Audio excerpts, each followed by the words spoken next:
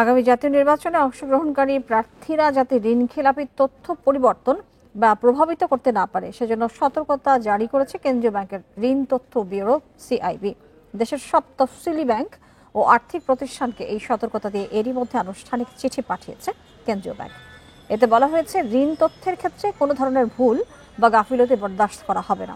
সঠিক তথ্য আপলোড না করলে বা ভুল তথ্য দিলে সংশ্লিষ্ট কর্মকর্তার বিরুদ্ধে শাস্তিমূলক ব্যবস্থা নেওয়া হবে, যার মধ্যে সর্বোচ্চ ৫ লাখ টাকা জরিমানা এবং চাকরিচ্যুতি অন্তর্ভুক্ত থাকবে।